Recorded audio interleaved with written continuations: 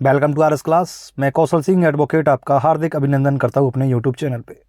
दोस्तों, आज हम जानेंगे इंडियन पेनल कोड में सबसे मुख्य धारा है। मुख्य धारा आपने क्या देखा होगा कि जब भी कोई मर्डर होता है या फिर कोई मर्डर की बात होती है तो धारा लगती है 302। कौन सी लगती है साथियों? 302 धारा लगती है। लेकिन आपको ये नहीं पता कि 302 कब लगाई जाती है और आखिरकार में मृत्यु का रीज़न क्या होता है, मृत्यु को किस धारा के अंदर डिफाइन कर रखा है, यानी जो अर्थ होता है मृत्यु का, हत्या का वो किस धारा के अंदर है। जैसे कि मान लीजिए कोई किसी जानवर की मृत्यु हो गई, या फिर किसी आदमी की मृत्यु हो गई, या फिर किसी लेडीज़ की मृत्यु हो गई, या फिर कोई बच्चा होता है वो उसकी मृत्यु हो जाती है। तो जैसे कि ये सारे जो मृत्यु होती है इनकी, जानवर हुए, आदमी हुए, ये जानवर प्राणी जितने भी हैं, ऑल जानवर जितने भी जानवर हैं, सब जितनी भी कैटेगरी के हैं, अलग अलग कैटेगरी के, सांप, बिच्छू, हाथी और गाय वगैरह, भैंस वगैरह, ये सारे आ जाते हैं। और मृत्यु जो है इन सब की होती है, ये निश्चित है। जो धरती पाया है वो जाना जाना अवश्य है, ठीक है। तो ये किस धारा में इसको परिभाषित किया गया, यानी कौन सी धारा ये बताएगी कि मृत्यु किसकी हुई है, या जानवर की हुई है या फिर इंसान की उसमें से लाइन में से हुई है, या फिर जानवर की लाइन में से हुई है। तो ये कौन सी धारा परिभाषित करती है ये आपको पता ही नहीं होगा कि मृत्यु को कौन सी धारा परिभाषित करती है। लेकिन आपने ये बहुत देखा होगा कि 302 लगती है भाई मृत्यु पे।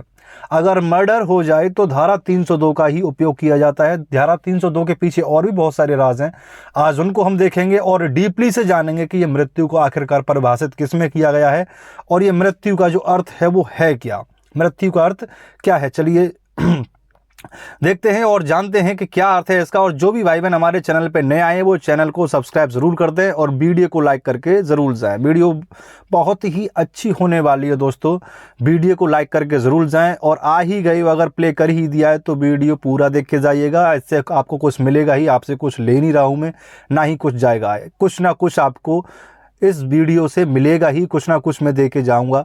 तो वीडियो को लाइक कीजिएगा और वीडियो पूरी देख के जाइएगा। चलिए बने रहिएगा, स्टार्ट करते हैं आज का सेशन। चलिए दोस्तों स्टार्ट करते हैं। देखिए आईपीसी की धारा 46 क्या है, आईपीसी की धारा 46 क्या कहती है। आपने कभी नहीं सुना होगा कि आईपीसी की धारा 46 में क्या है, और मृत्यु को ना ही कभी ये आपने कभी सोचा होगा कि मृत्यु को धारा 46 के अंदर भी परिभाषित किया गया है। ज़्यादातर अगर आता है तो वो आता है धारा 302, धारा 302 आईपीसी, यानी भारतीय दंड संहिता की धारा 302। मृत्यु अगर किसी व्यक्ति पे, अगर मुलजिम पे, किसी पे लगती भी है तो धारा 302। लेकिन इसके पीछे क्या रीज़न है और कैसे लगती है ये धारा 302, वो धारा 46 में परिभाषित की गई है। मृत्यु का अर्थ क्या है ये धारा 46 में है, कैसे है और इसकी डेफिनेशन जानते हैं, बिल्कुल इसके विस्तार से जानेंगे साथियों। चलिए देखते हैं धारा 46, बने रहिएगा। देखिए सबसे पहले आता है साथियों मृत्यु। मृत्यु जब तक कि संदर्भ के तत्प्रतिकूल प्रतीत ना हो। मृत्यु शब्द मानव मृत्यु का घोतक है, यानी घोतक यानी समान, यानी बराबर है, ठीक है। मृत्यु शब्द मानव शब्द की मृत्यु का समान है। और जानेंगे देखिए क्या है इसमें, आगे क्या कहता है ये। आगे कहता है, देखिए आगे कहता है कि आईपीसी सेक्शन 46 में यह बताया गया है कि अगर भारतीय दंड संहिता आईपीसी के अंदर किसी भी जगह पर सिर्फ डेथ शब्द लिखा है, यानी किसी भी जगह पर सिर्फ डेथ शब्द लिखा है, बात को समझिएगा कि ये क्या कह रहा है और मैं क्या बोल रहा हूँ, ध्यान से सुनिएगा। बस 10 से 15 मिनट की क्लास होगी और कुछ नहीं होगा।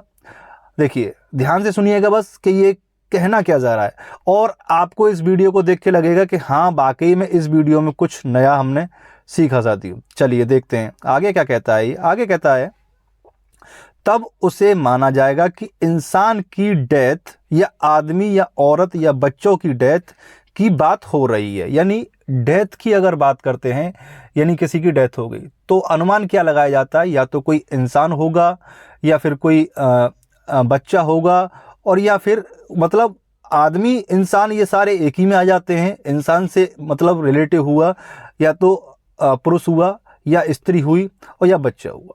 तो ये कहता है कि भाई डेथ हो गई, तो हाँ आकलन जो है कहाँ पहुँचता है, सीधा जो डाइवर्जन हो जाता है ध्यान, वो कहाँ पहुँचता है कि भाई किसी न किसी औरत की या किसी आदमी की या फिर बच्चे की मृत्यु हो गई।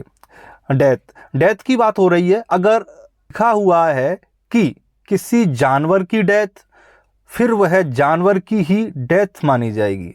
यानी ये समझिएगा इस लाइन में इसमें क्या कहा है कि स्पेसिफिक तरीके से अगर लिखा हुआ है कि किसी जानवर की डेथ, तो वो जानवर की डेथ ही मानी जाएगी। अगर ये नहीं लिखा हुआ है, ये शब्द जो है नहीं लिखा हुआ है, तो वो डेथ कहाँ आ जाएगी, इंसान की कैटेगरी में आ जाती है साथियों। जैसे कहीं लिखा हुआ है कि किसी चिड़िया की डेथ और किसी शेर की डेथ, किसी हाथी की डेथ, अगर साथ में स्पेसिफिक लिखा हुआ है, यानी ये बिल्कुल लिखा हुआ है कि किसकी है, कि किसी जानवर की डेथ, या कुछ साथ में लिखा हुआ है कि हाथी की डेथ या चिड़िया की डेथ, जैसे मैंने उदाहरण दिया, जैसे कि मैंने अभी उदाहरण दिया ऊपर, फिर वो उन्हीं की डेथ मानी जाएगी, उन्हीं की मौत मानी जाएगी। स्पेसिफिक तरीके से होना चाहिए। या तो किसी जानवर की डेथ हुई है तो उस जानवर का नाम आना चाहिए, जैसे कि इसमें लिखा हुआ है हाथी, चिड़िया, बाघ, कुत्ता, सांप, जो भी है XYZ, अगर डेथ हुई है तो उस जानवर का नाम आएगा कि भाई एक डॉगी खत्म हो गया, एक चिड़िया खत्म हो गई, चिड़िया की डेथ हो गई, या फिर डॉगी की डेथ हो गई, ये आता है ना। ठीक है, उसी तरीके से जो है नाम लिखा होना चाहिए स्पेसिफिक तरीके से। चलिए आगे देखते हैं आगे क्या कह रहा है। आगे कह रहा है साथियों, आगे कहा है इसमें कि लेकिन अगर केवल डेथ शब्द लिखा हुआ है, यानी ये डेथ शब्द को परिभाषित करती है कि मृत्यु का अर्थ आखिरकार में है क्या। डेथ शब्द लिखा हुआ है, उसके साथ में और कुछ भी नहीं लिखा हुआ है, गौर से देखिएगा, अगर खाली ये शब्द लिखा हुआ है और उसके साथ में कुछ भी नहीं लिखा हुआ है, फिर यह माना जाएगा कि ह्यूमन बीइंग की देखिए डेथ की बात हो रही है। क्या कह रहा है ये, कि ह्यूमन बीइंग की डेथ की बात हो रही है। यानी कहने का मतलब ये है, अगर डेथ शब्द लिखा हुआ है, बस खाली ये डेथ लिखा हुआ है, तो ह्यूमन बीइंग की डेथ की बात हो रही है, डेथ की बात हो रही है, मानव की डेथ की बात हो रही है।